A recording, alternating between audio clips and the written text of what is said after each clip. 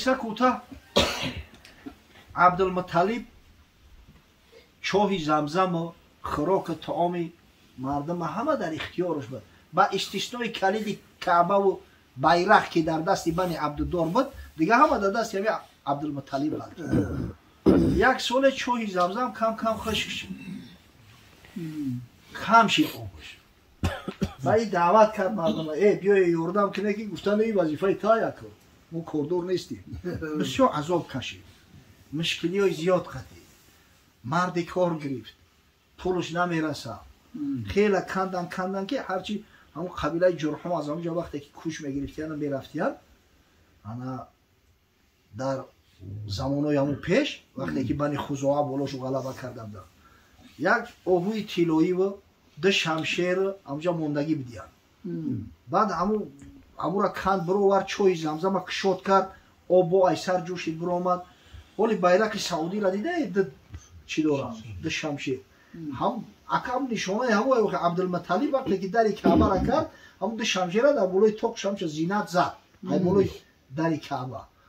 اون دو آهوی طلایی را میگه که فرمید آو کردن در نقش نگار کردن با آهوی طلا با همون وقتی هم کندن چود زورش اومده بود حضرت نظر میکنه میگه اگر خداوند 10 پسرم بته یک تشه به خاطر خدا قربانی میکنم.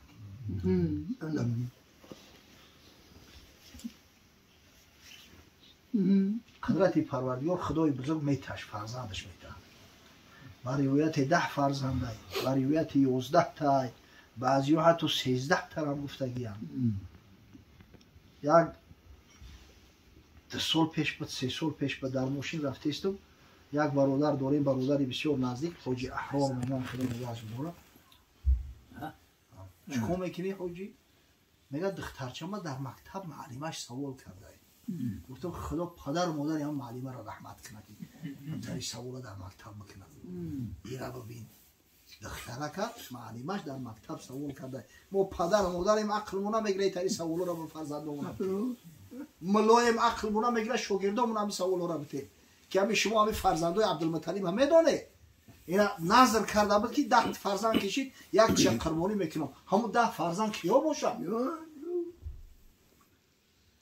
تدون خدا یک کماده فوتبال نومش بگی کماده برزیلیا تو زپاسنو ایگراکوش از جد میکنی بچو با خدا هم ایمانم آخورده بدیانده تریحولی رم الحمدلله آدمای زنده فرزندای عبدالمطلب حوریس زبیر ابو طالب عبدالله عبداللهب ابو لهب اصلا نامش عبدالعزا ای بدبخته ابو طالب هم نامش عبدالمناف ای این ابو طالب و ابو لهب یا تخلصا شدن خب حمزه غیداق مقویم با روایت زرار با روایت سفار با روایت صفار نگه همین روایت زرارش درست ترکه زرار عباس حمزه اوهایی که میگن 10 تای همین 10 تا را نام میگیرن کسایی که میگن 11 تای میگن یا پسر دیگه داشت با نام قسام کسایی که میگن 13 تای میگن 2 فرزند دیگر هم بوده است یکیش نامش عبدالکعبه یکیش نامش حجر اما قول اصحی است که عبدالکعبه همون کلیچکه همون قویم ای و حجرش بر روایت میگن غیداقی بر روایت زرار و هر وجه صورت عدد فرزندوش 10 تا کم نبود زیاد بوده کم نبود از بس که اگه نظر کرده بود وقتی همین فرزندوش شدن به خاطر انجام همون نظرش انا از ایه که حضرت امیر حمزه و حضرت عباس از پیغمبر 2-3 سال همگی کلونن از این برمیویه که غیر این 2 نفر 10 تا داشت از همین غلط معلوم میشه که 10 تا داشت برای اینو امیر حمزه برادر رضایی پیغمبر صلی الله علیه و سلم همگی 2 سال از حضرت کلونه عباس هم با روایت 2 سال با روایت 3 سال یورا که مادرش جدا بود قضیه حمزه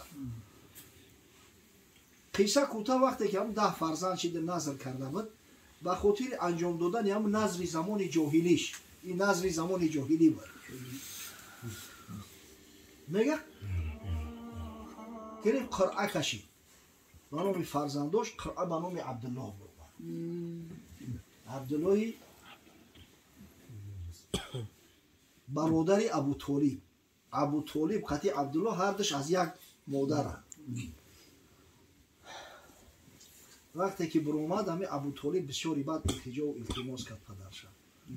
گفت که نمیشود که یگان آدمی به عقل بپرسی دادرم حیف میشود بچه نازنین خسرو همین که آدم تازه آزاده زیباترین فرزندای عبدالمطلب بعد قرشی ها هم اومدن گفتن ترا به خدا قسم ممکن نخواهم که بچه نازنین نتا بکشی من نظر کردم اگه خونه میگردم بعد یک کاهیم به دست گفتن همون نزدی همون برکو چی مصلحت میده خیز پیش او کاهیم رفت که همین یکون راهی حل دوره گفت راهی حلش همین اگه حیله کرد ده تیرمونو همون چیزی که میزدن قرعه که میزدن با تیر بود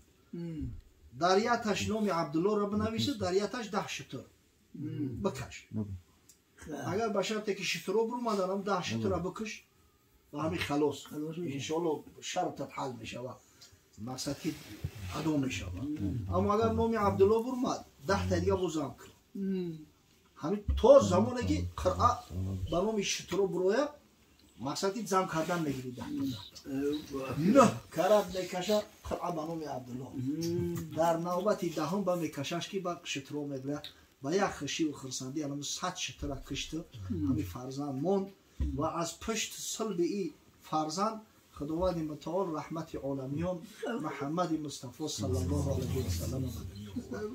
اما پیامبری را که مولود شبهانه میکنیم میشینیم همدیگر را میبینیم قصه های اسلامی میکنیم تاریخش بیان میکنیم برادرای عزیز این حضرت در ذمه ما حق داره که را به فرزندان معرفی کنیم به اهل خاندان معرفی کنیم به خویش پیونده و دوستا و شاگردان معرفی کنیم پیغمبر را باید بشناسیم از اولاد اجداد خودمون بهتر و خوبتر اولاد اجداد چه بشناسیم محبت این میشود حق داره حضرت در ذمه ما همین دعوای محبت بکنیم در صورتی که فرسخ‌ها دوره محبت این را میگن یک آدم همون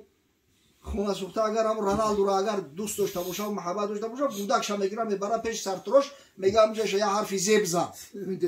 زیت با سری رونالدو هم سری یک اشاره حق داره